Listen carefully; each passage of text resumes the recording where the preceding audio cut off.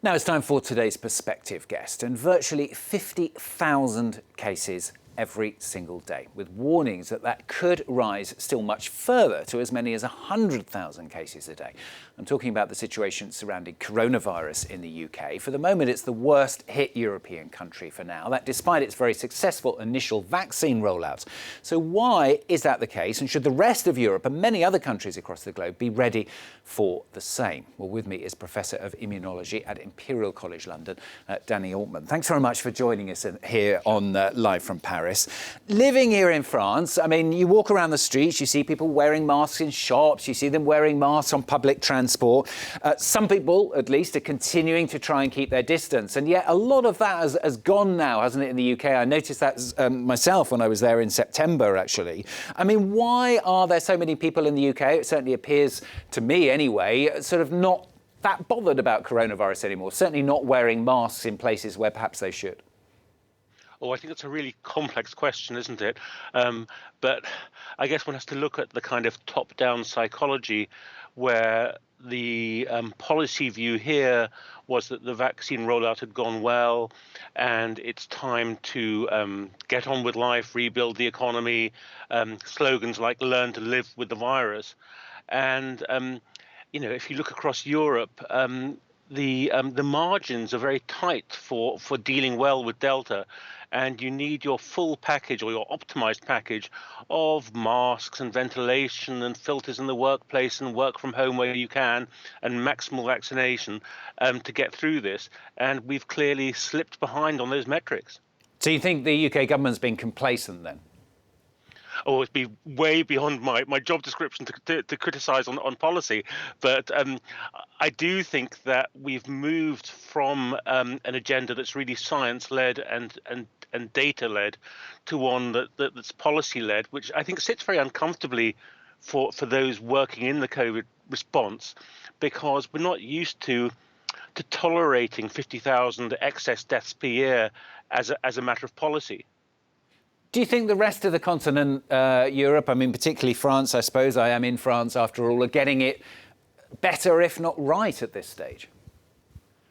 Well, I guess the data don't lie. I look at the map of mainland Europe and see that the UK and England and Northern Ireland in particular are the darkest shaded countries on that map. And that tells a story. And I'm afraid it does tell a story of mitigation packages really, really not working. But I think we've all got to watch each other's countries very carefully and learn from them, because we're all in this together. And one of the things we've learned during COVID, if we didn't know it already, is that viruses travel fast in the blink of an eye from one country to neighboring countries or even across the globe as people travel. And you've really got to watch out for each other.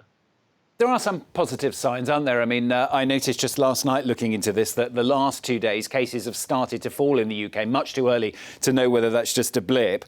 There's also stories at the weekend about new modelling, which has been seen by the government in the UK, which shows actually cases won't get anywhere near 100,000. I mean, is there, as you say, too early to say, but there's a possibility still, isn't there, that actually the UK government's got it about right? Well, there's some very, very complex modelling to do with quite a lot of variables. But when I look at the things that worry me most, apart from the data of hospitalizations and deaths and cases, I look at how we're doing on vaccine uptake, how we're doing on vaccination for secondary school children, how we're doing on boosters. And I fear that we're not doing enough to have a more comfortable winter. Yeah, I mean, here in France, for example, certainly people over 12 are able to have the vaccine and have been for quite a long time. I think that the figures are up to 75% of people in that sort of 12 to 18 age group have had it, which certainly isn't the case in the UK, is it? If I had to, there are many variables, but if I had to look at a critical variable between France and the UK, I think France did something very intelligent, which was to start teenage vaccinations before the summer holidays, which meant that kids came back to school for the autumn term protected and vaccinated, whereas the UK very, very much didn't do that and slightly equivocated till the last possible moment and is now rolling out those vaccinations rather slowly.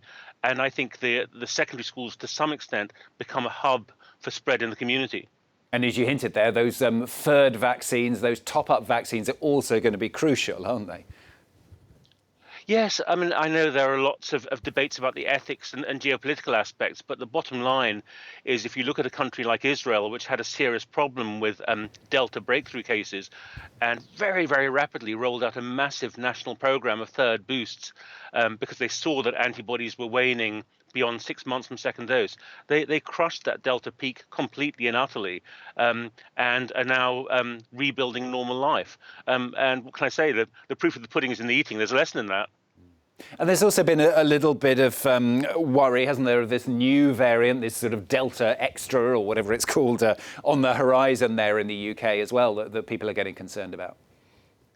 I think it is a growing worry. So folks like myself who watch the data and work on the data every day in real time, I think we're kind of thinking and hoping that the virus can have a limited number of mutations before its fitness starts to suffer, and we kind of hope that Delta was peak mutant, if you like, and with the new one AY4.2 in the UK, we're seeing it creeping up.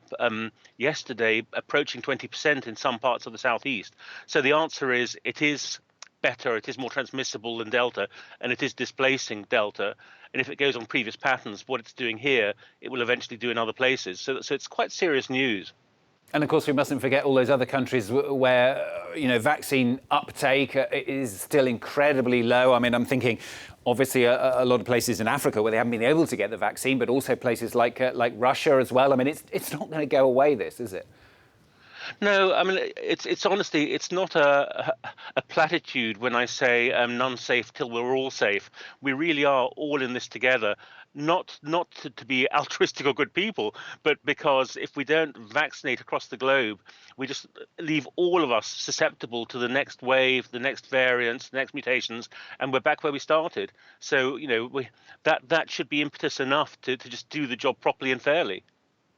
So very quickly, how worried are you still? I mean, do you have an optimistic streak in you, or do you think it's still going to be very difficult? I'm generally an optimistic person, but I think we've still got a bit of a long haul ahead of us. Danny Altman, great to talk to you today. Thanks very much for joining us on the programme. Danny Altman is Professor of Immunology at Imperial College London. Thanks.